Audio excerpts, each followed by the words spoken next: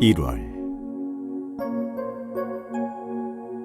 눈이 온 대지를 덮었다. 긴 동면의 시간. 송곳 같은 눈소리가 찔러도 그대로 안아주는 땅. 뜨거웠던 지난 여름의 눈은 자신의 에너지를 다 쏟아붓고 휴식에 들어갔다.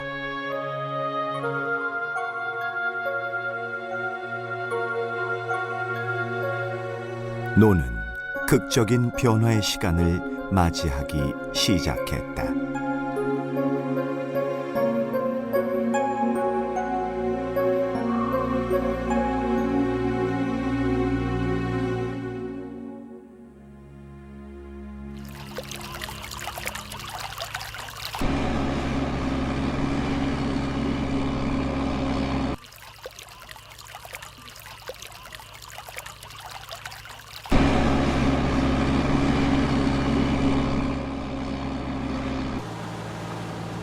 썰의질이 시작되면 환영 인파가 몰린다. 애쓰지 않아도 먹을거리가 절로 넘치기 때문이다. 새들에게는 잔치상이 따로 없다. 올챙이들에게는 날벼락이다. 거미들이 급하게 피할 곳을 찾는다. 황루의 눈썰미를 피할 수 없다. 겨울잠에서 갑자기 깨어난 미꾸라지들은 숨을 곳을 찾아 다시 흙으로 파고든다. 쇠백로가 이를 놓치지 않는다.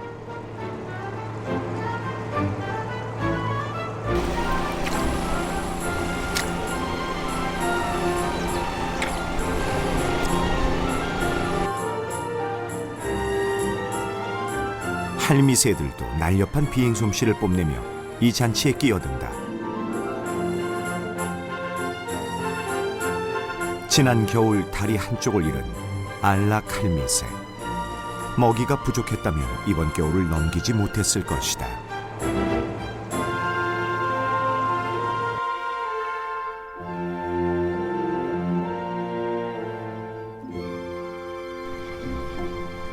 선택된 건강한 벽시들만 모짜리에서 집중적으로 키워진다.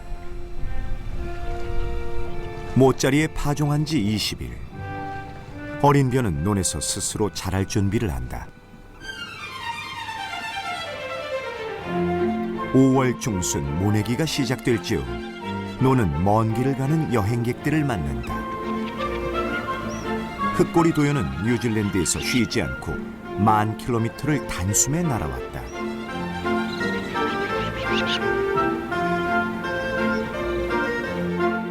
민댕기 물대새와 물구멍 같은 희귀새를 볼 수 있는 곳도 논이다. 5월 중순 모내기가 시작됐다. 일조량이 늘어났고 논의 수온도 20도에 이르렀다. 어린 모의 성장은 일조량과 수온 그리고 논 흙의 건강함에 달려있다. 태양과 물과 흙의 결합. 인간에 의해 철저하게 관리되는 논은 이제 자연에 맡겨진다. 이때부터 논의 생명활동은 왕성해지고 다양한 생명들을 보듬고 키운다.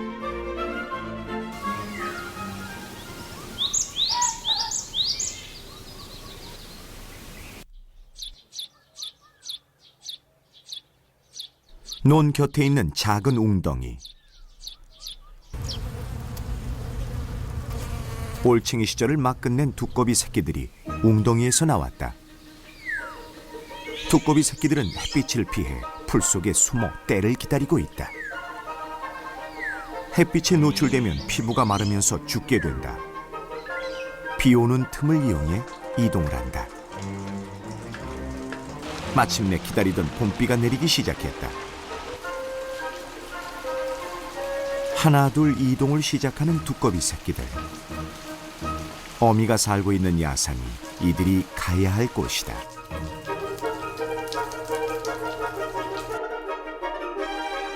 숨어있던 새끼들이 합류한다.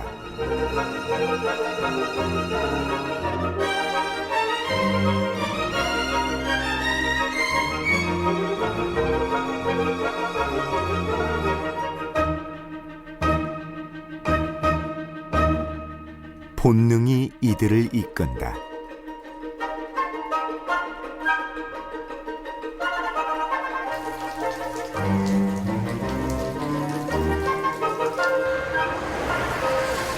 이 2차선 도로가 이들을 가로막고 있다. 이들에게 자동차가 위험하다는 유전 정보는 없다.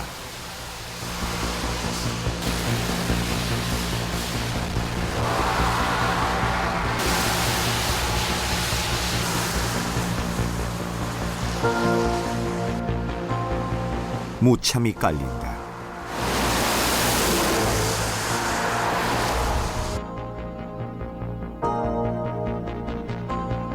도로 위 하얀 선은 이들에게 죽음의 선이다.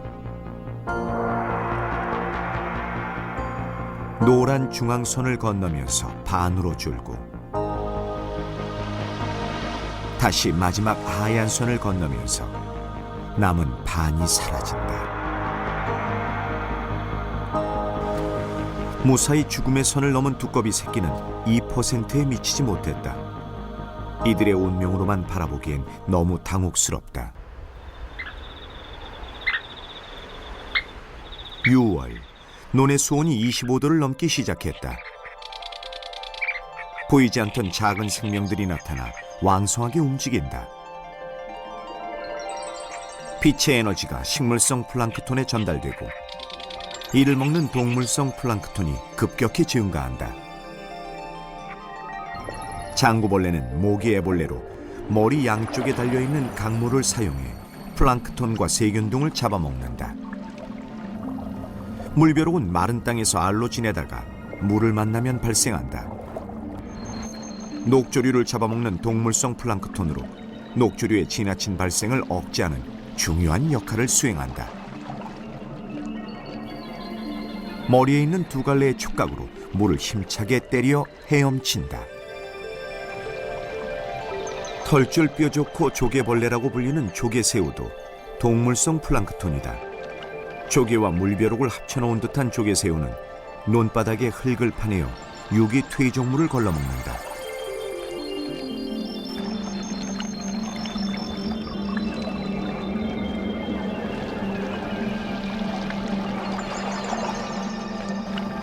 물벼룩처럼 머리에 있는 두 갈래 촉각으로 물속을 헤엄칠 수 있다.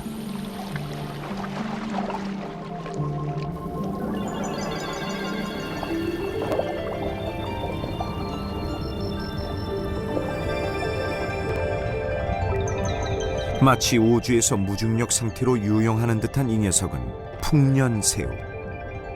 조개새우와 함께 논에서 발견된다. 풍년새우는 드러놓은 채 강물을 규칙적으로 움직여 먹이를 모아 입으로 운반한다. 암컷들은 배에 알주머니를 달고 있다. 알주머니에서 알덩어리가 배출되면 논 흙 속에서 월동을 한다. 풍년새우 알은 물과 만나면 부화하는데 동시에 부화하지 않는다. 물이 말라버릴 것에 대비해 부화하지 않는 알들이 다음 기회를 기다리는 것이다.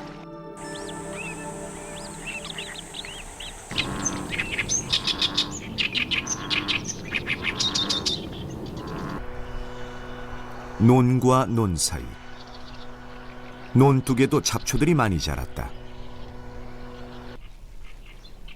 청풍뎅이는 교미하느라 열심이다. 찌르레기가 좋아하는 사냥터도 논둑이다. 논둑은 야생동물의 먹이터이자 이동 경로다.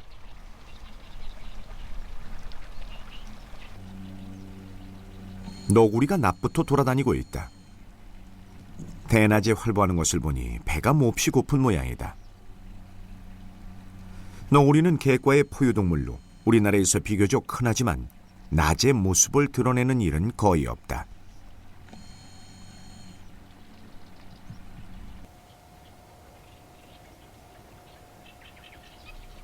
일단 풍뎅이부터 간식거리로 먹고 난 뒤 물가로 내려간다.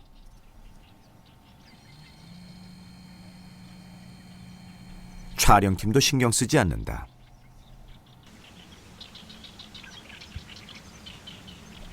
수용 솜씨도 좋은 편이다. 주로 논이나 물가에서 죽은 오리나 물고기, 미꾸라지, 뱀 등을 잡아먹는다.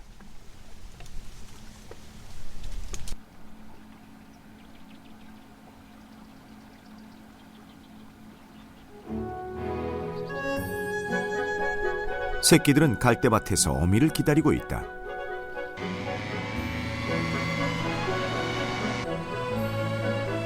어미가 물고기 한 마리를 잡았다. 새끼들이 기다리는 곳으로 서두르기 시작한다.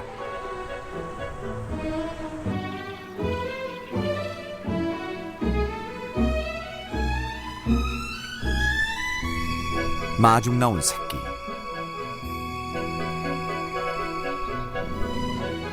입에 문 물고기를 달라고 조른다. 어미는 가장 적극적으로 조르는 새끼에게 먹이를 줄 것이다.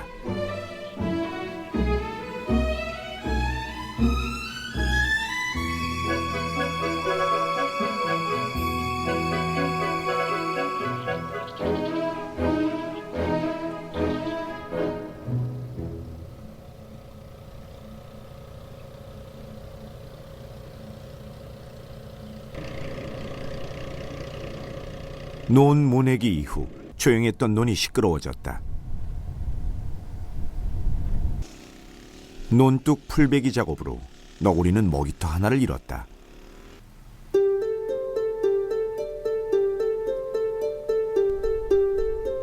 어미는 다시 하천으로 내려간다.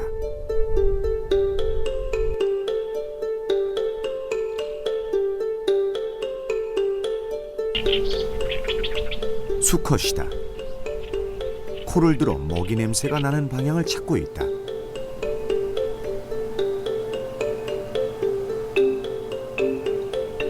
새끼가 자꾸 따라오자 수컷이 혼을 낸다.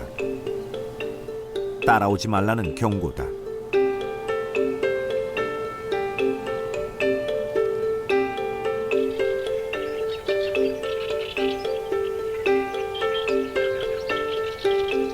암컷은 별 소득 없이 물에 젖은 채 돌아왔다. 새끼가 먹이를 기대했지만 어미는 줄 것이 없다. 암컷은 새끼의 털을 고르고 쓰다듬어 주는 것으로 대신한다.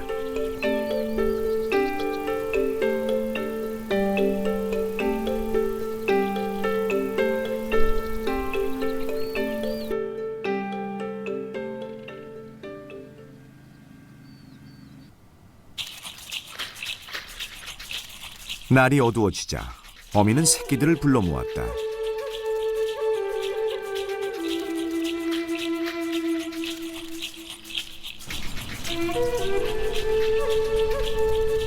다시 논으로 향한다.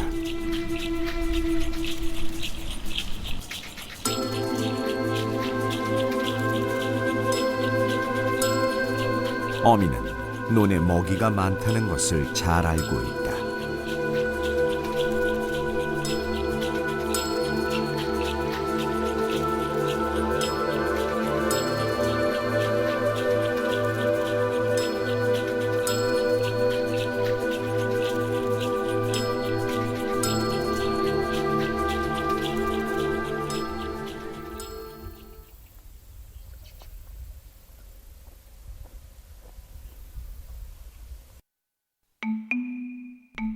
비슷한 시기 부산하게 움직이는 것은 긴 꼬리 투구새우다. 투구를 쓴 검투사의 모습을 한 긴 꼬리 투구새우는 눈이 3개고 배에는 헤엄치거나 먹이를 잘게 부수는 다리가 있다. 꼬리 쪽에는 먹이를 걸러내는 기관이 있다. 논 흙을 파면서 유기물을 걸러먹는다. 이 원시 갑각류는 지금으로부터 2억 년 전에 살았던 원시 생물로 알려져 있다. 투구새우의 알은 몇 년 동안 가뭄이 계속되어도 생존할 수 있는 능력이 있다. 투구새우는 불안전한 환경에 잠시 나타났다가 환경이 안정되면 사라지는 특이한 습성이 있다. 이들의 일생은 불과 사나흘 정도다. 논의 생명활동이 왕성해질 때 어김없이 나타나는 것이 사냥꾼들이다. 물속의 폭군, 잔물 땡땡이 애벌레다. 4개의 더듬이와 사냥한 먹이를 잘게 부수는 날카로운 부리가 특이하다. 놈은 풍년새우를 노리고 있다. 주변에 움직이는 것은 닥치는 대로 사냥한다.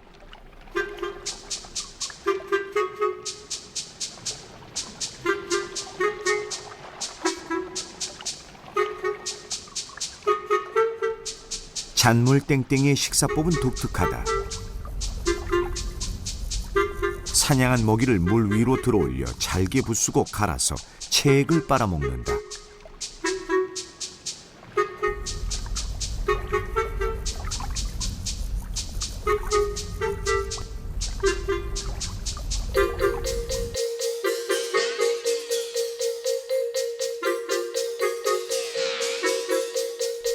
이번에는 물벼룩을 사냥했다. 이런 행동은 경쟁자들에게 자신의 먹이를 숨기기 위해 고안해낸 그들만의 생존 전략이다.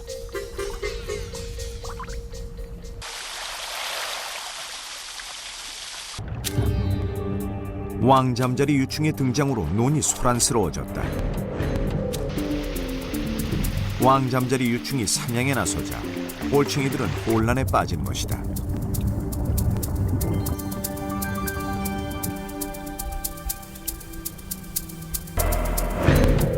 왕잠자리는 아랫입술을 사냥 도구로 사용한다. 아랫입술을 팽창시켜 먹이를 포획한 후 잘게 씹어먹는다.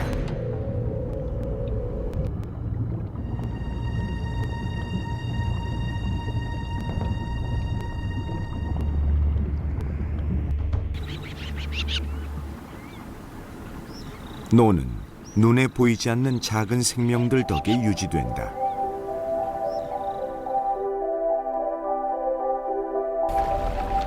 논 속에는 수많은 원생 생물들이 생산 활동에 참여하고 있다. 원생 생물들은 대부분 단세포 생물이며 단독 생활을 하지만 군체를 형성하기도 한다.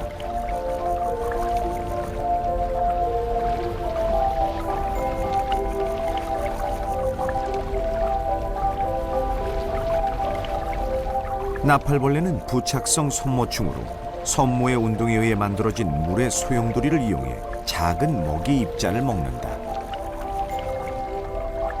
종벌레는 자극을 받으면 몸을 움츠린다. 종벌레나 나팔벌레 같은 원생생물들은 물속의 질소나 수소를 포함하는 복잡한 유기물을 먹고 자란다.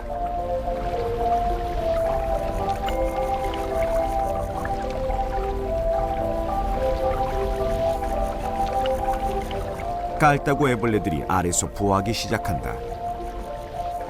몸을 비틀어 물속을 헤엄치는 깔따구 애벌레는 수소곤충과 물고기의 중요한 먹이원이다.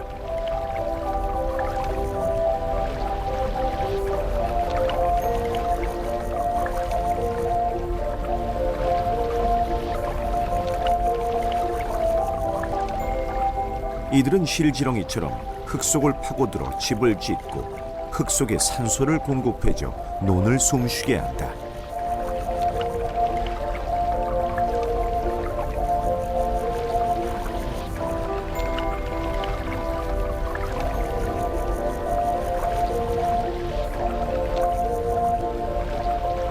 논 속은 마치 우주와 같다. 눈에 보이지 않는 원생 생물부터 척추동물에 이르기까지 새로운 생명이 태어나고 사라진다. 논을 쉽게 볼 수 없는 이유다.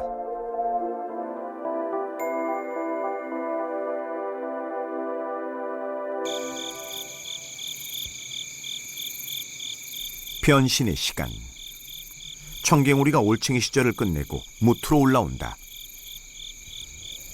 아가미 호흡이 끝나고 폐로 공기를 들어 마신다. 잔물 땡땡이 애벌레도 물속 생활을 마치고 번데기가 되기 위해 굴에 들어간다.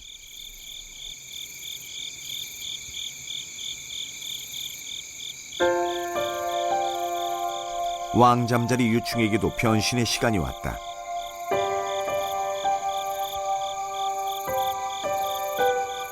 껍데기를 벗고 성충으로 거듭나는 것이다.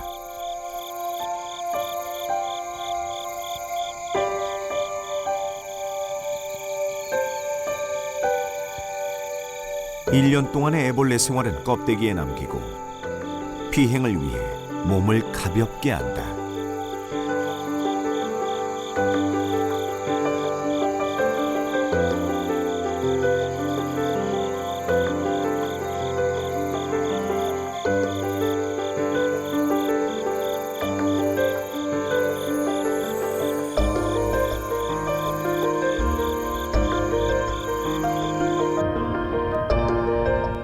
깔따구 번데기가 수면 가까이 올라와 격한 몸짓을 한다.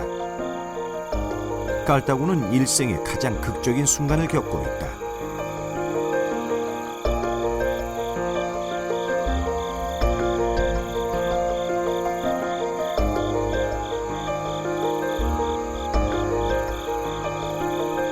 이 변신은 재생산을 하기 위한 것이다. 곳곳에서 우아한 깔따구들은 집단으로 혼인비행을 한다. 대발생이다. 서산 간척지 같은 대규모 논에서는 깔따구들이 대발생한다. 온통 눈을 덮고 차량 통행을 어렵게 한다.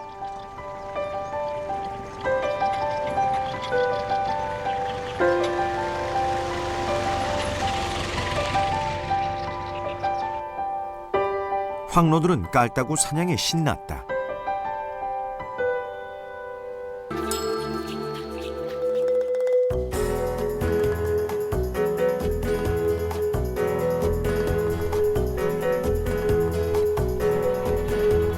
여름철 새들 중에는 논을 선호하는 새들이 많다. 큰 덤불 해오라기 수컷은 독특한 울음소리로 논에 숨어있는 암컷을 부른다. 붉은 배 새매도 논에서 개구리나 잠자리를 사냥한다.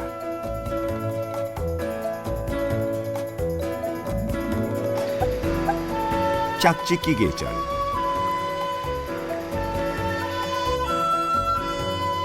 장다리 물대새도 짝짓기에 들어갔다.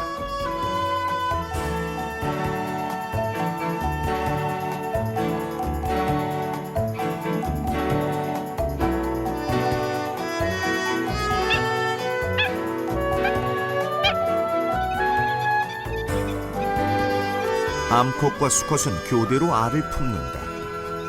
알은 보통 4개를 낳는다.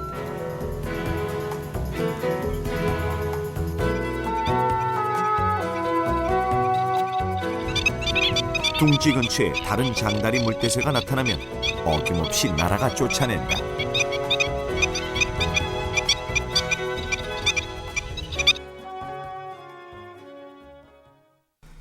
요즘 논에서 뜸부기 소리 듣는 게 어려워졌다. 행운이다. 뜸부기 수컷 2마리를 한꺼번에 만났다.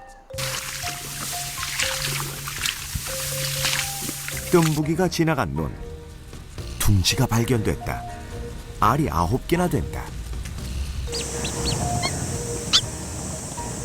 암컷은 알들을 무사히 부화시켰다. 검은색 털을 가진 새끼들은 이제 어미를 따라 논으로 갈 것이다.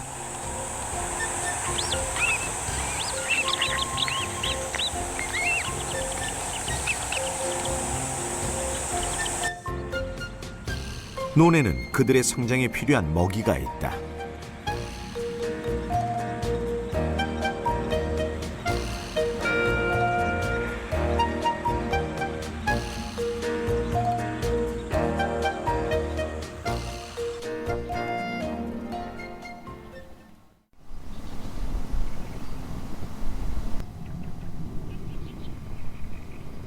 호사도요 수컷은 논 한가운데 있는 둥지 위로 올라간다.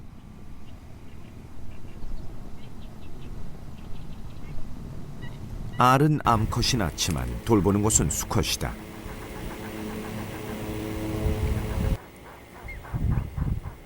호사도요도 4개의 알을 낳아 정성껏 품고 있다. 어미가 둥지를 빠져나간다. 사기다.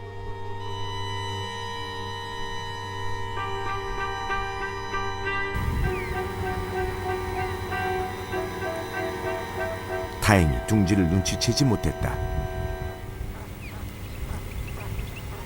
그 사이 새끼들이 알에서 깨어났다. 어미는 흔적을 남기지 않기 위해 알껍질을 멀리 내다버린다. 삭, 너구리, 물뱀 등 노는 그리 안전한 장소는 아니다. 뜨거운 여름, 어미는 새끼 4마리를 무사히 부화시키고 안전한 논으로 데리고 갔다.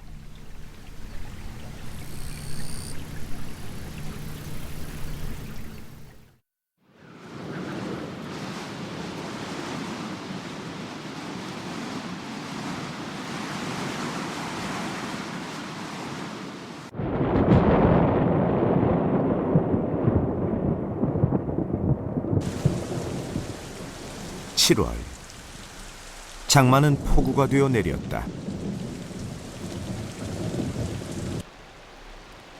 논이 잠기고 하초물이 넘쳤다. 장다리 물대새 어미는 물에 잠긴 알을 끝까지 지키려고 애쓴다.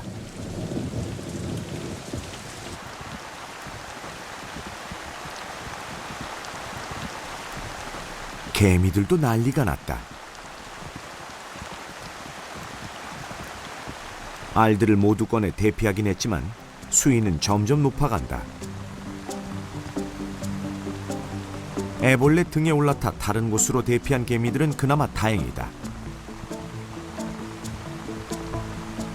낮은 풀에 매달려 있던 개미들은 점점 잠겨간다.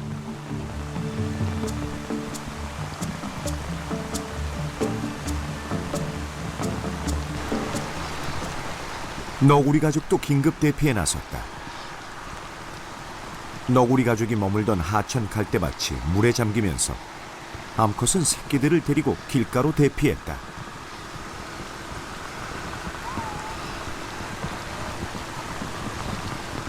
어미는 뒤처진 새끼가 없는지 확인한다.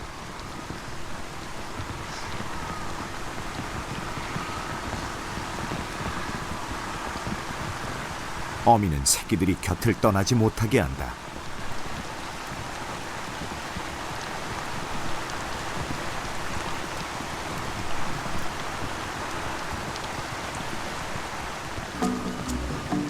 하천으로 내려간 새끼를 다시 꺼내온다. 하천은 물에 잠겨 위험하다. 털이 다 젖은 새끼들은 배가 고팠다. 젖을 빨기 시작한다. 위기 상황에서 너구리 암컷은 결코 한 마리의 새끼도 포기하지 않고 지켰다.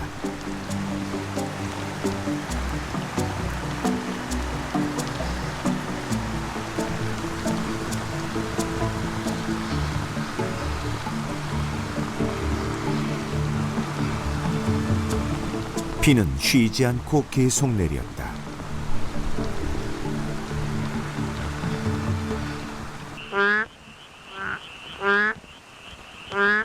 맹꽁이 소리다. 이번 폭우가 맹꽁이들에게는 절호의 찬스다. 맹꽁이 부부의 산란이 계속되고 있다.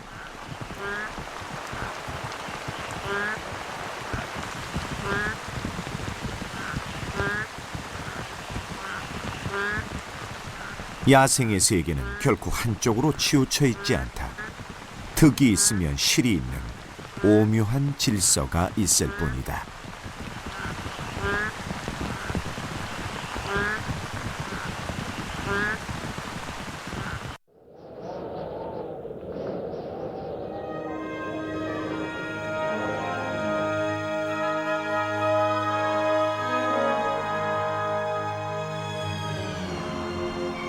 (8월) 뜨거운 태양 아래 벼들이 익어간다.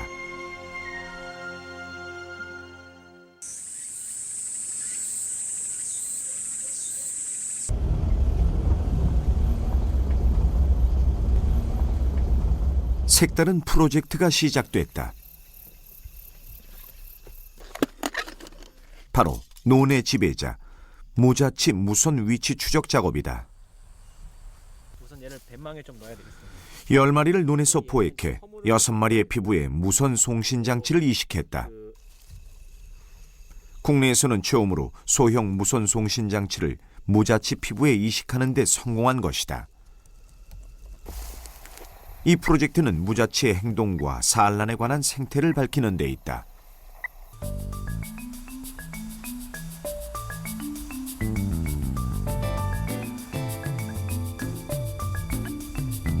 추적이 시작됐다.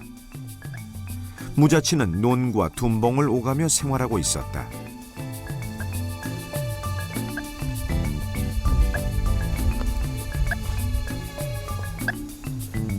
둔봉 쪽에서 강한 신호음이 잡혔다.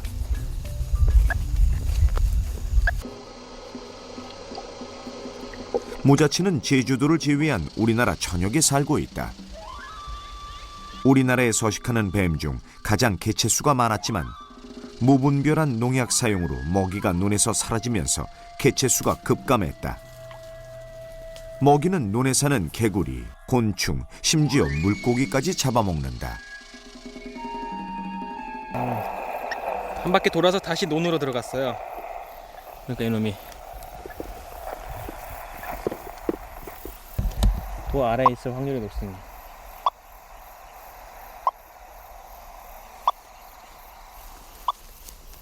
신호를 보내온 무자치 주변에 다른 무자치들이 모여 있었다. 제 포획에 들어갔다. 지금 여러 마리입니다. 여러 마리 지금.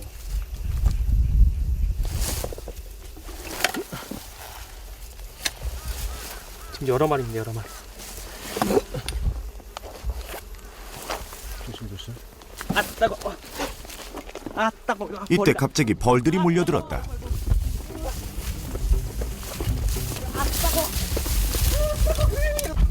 포획 중에 땅볼집을 건드렸다.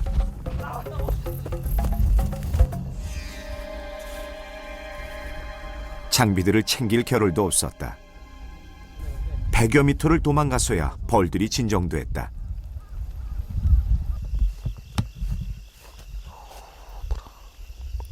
침이 아직 박혀 있어요. 여기도 그렇고, 여기도 그렇고, 청바지도 지금 다 뚫었어요. 지금 여기도 지금 막 우키우키라고 지금 등도 물리고, 등도 지금 쏘이고.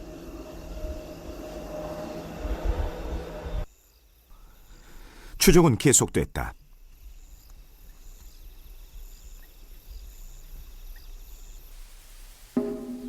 신호가 잡힌 무자치는 논 흙 속에 숨어 있었다.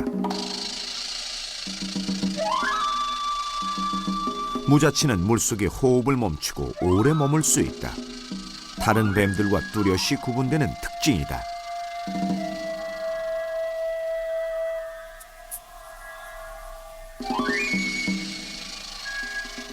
참개구리 한 마리를 노린다.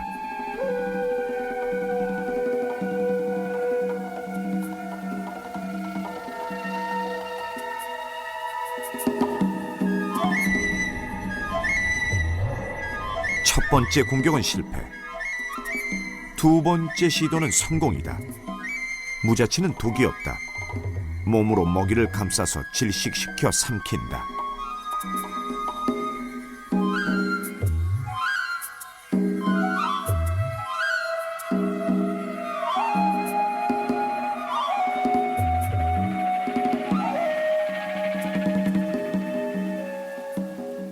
개구리가 물속에 있다든지 그런 상황이 있으면 얘네는 물속에 잠수를 할 수가 있습니다.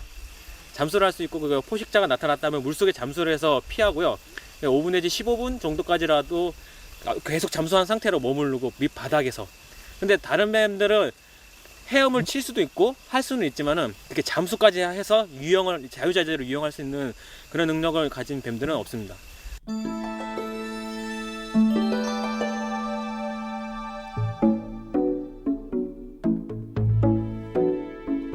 완연한 가을이다. 벼도 고개를 숙였다.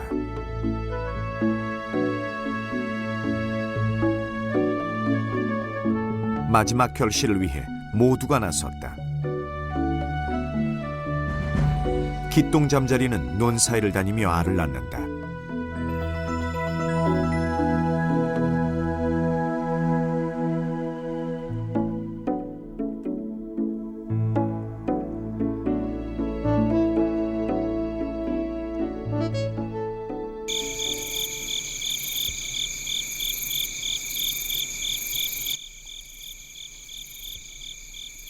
벼를 모아 만든 둥지가 발견됐다.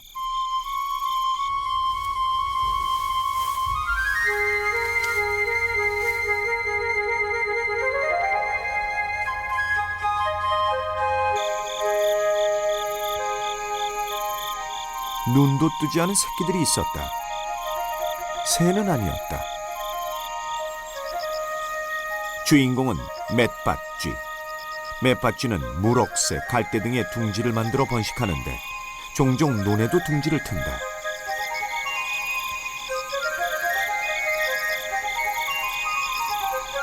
어미는 바쁘게 움직이며 벼를 갉아먹는다. 논바닥에 떨어진 먹이도 부지런히 다니며 먹는다.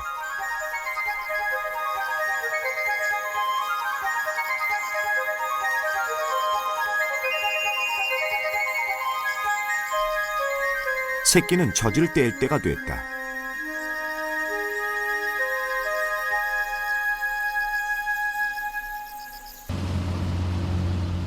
옆 논에서는 추수가 시작됐다.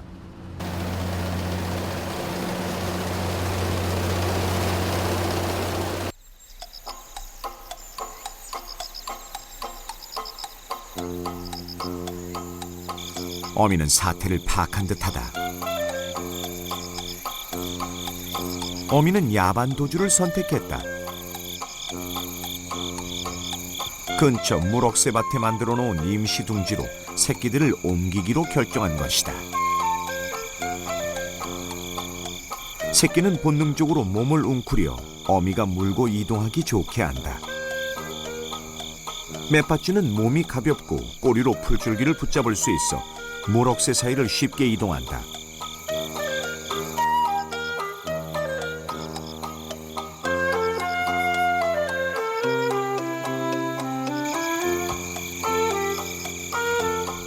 새끼들을 다 옮겨놓은 어미는 먹이를 찾아다닌다. 사촉과 식물의 씨앗을 먹는 맷받쥐.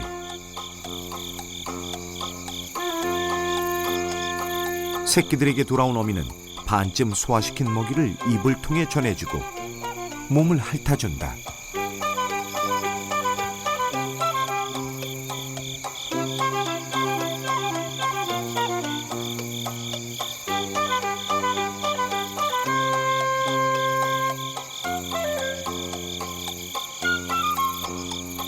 밤 기온이 떨어진 탓에 어미는 푹신푹신한 무럭새 씨앗을 긁어 모아 내부를 다진다.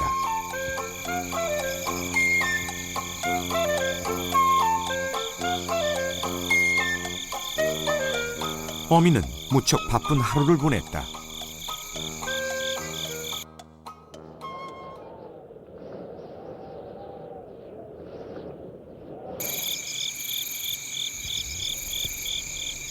맷받쥐 새끼들의 성장 속도는 무척 빠르다. 벌써 둥지를 나와 돌아다니기 시작한다.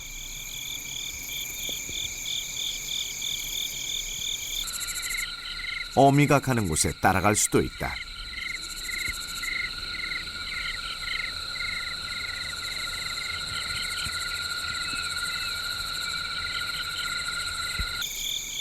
새끼는 독립을 꿈꾸지만 세상은 낯설다. 무턱대고 올라간 줄기 끝.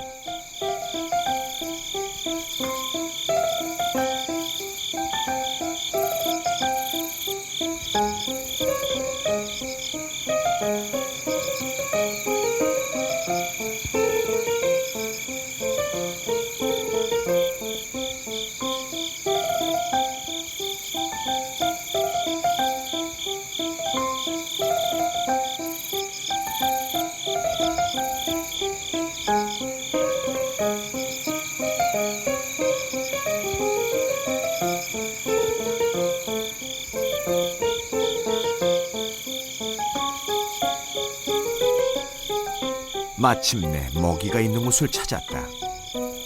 스스로 먹이를 찾고 스스로 삶을 개척해 나가야 한다. 긴 겨울이 새끼들에게는 첫 번째 시련이 될 것이다.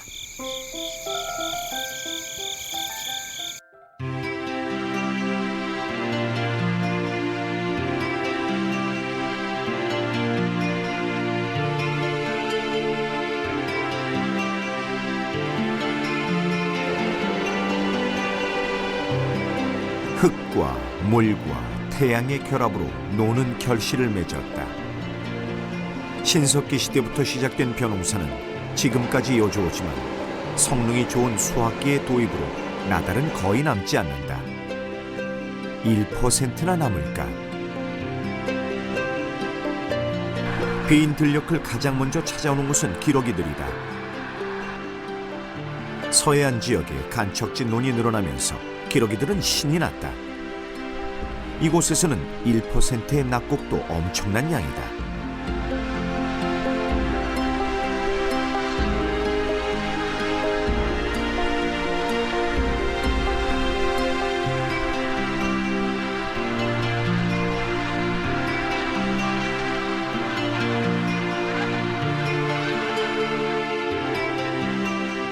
겨울 진객 노랑부리 저새가 문온을 찾았다.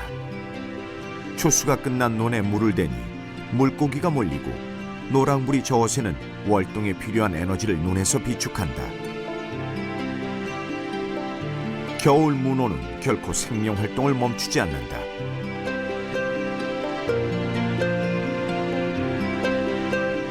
논은 멸종위기종들의 터전이기도 하다. 살근 나달을 먹기 위해 논으로 나온 들쥐를 찾아다니고 제두루미와 황새가 찾는 곳도 논이다.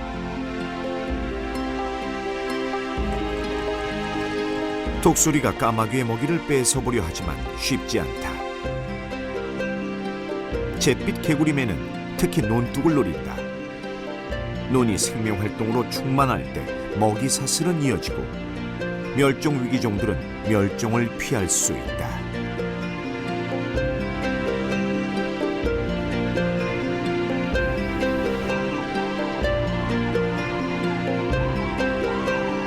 철원 평야에서 두루미의 우아한 소리를 들을 수 있는 것도 논이 있기 때문이다.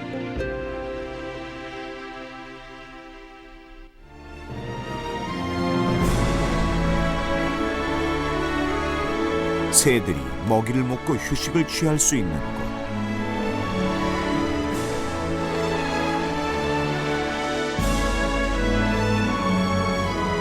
가창오리가 아름다운 군무를 펼치고 날아가는 곳도 논이다.